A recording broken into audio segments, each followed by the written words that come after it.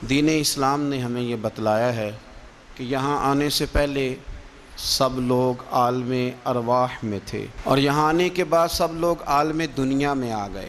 اس کے بعد جو آخری جہان ہے وہ عالم آخرت ہے، لیکن عالم دنیا اور عالم آخرت کے بیچ جو جگہ ہے اسے عالم برزخ کہا جاتا ہے۔ برزخ کا معنی تو پردے اور آڑ کے ہوتے ہیں، لیکن برزخ اس زندگی کو کہتے ہیں جو مرنے سے شروع ہو جاتی ہے اور قیامت کے قائم ہونے تک وہ زندگی انسان کے ساتھ رہتی ہے، اسے عالم برزخ کہا جاتا ہے۔ اسی کو قبر کی زندگی کہا جاتا ہے، اسی کو عذاب قبر کا نام دیا جاتا ہے۔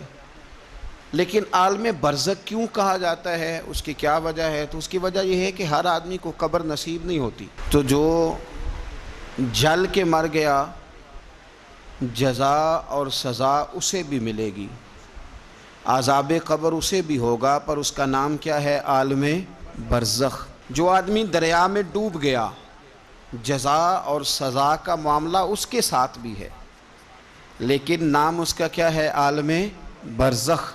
نبی کریم صلی اللہ تعالی علیہ وسلم ارشاد فرمانے لگے، حضور فرماتے ہیں کہ ایک شخص نے وصیت کی تھی کہ جب میں مر جاؤں تو مجھے بڑا ڈر آتا ہے، میں اللہ کے حضور کس طرح کھڑا ہوں گا۔ اپنی اولاد سے کہنے لگا کہ اس طرح کرنا کہ میری لاش کو جلا دینا، پھر میری راکھ کو ہواؤں میں اڑا دینا، میں اپنے رب کریم کے سامنے کھڑا نہیں ہو سکتا۔ اس کے بچوں نے اسی طرح کیا۔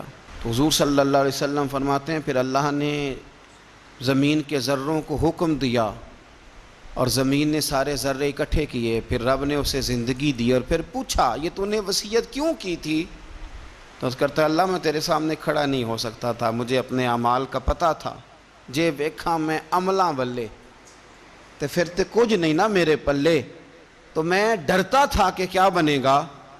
تو رب فرمائے گا فرشتوں میرا بندہ سچ کہتا ہے، اسے میرے فضل سے جنت عطا کر دو۔ تو اللہ ذروں کو بھی جمع کرے گا، ہواؤں میں، خشکیوں میں، سمندروں میں، مرنے کے بعد انسان جہاں بھی ہوگا اسے جزا اور سزا کا معاملہ وہاں ملے گا۔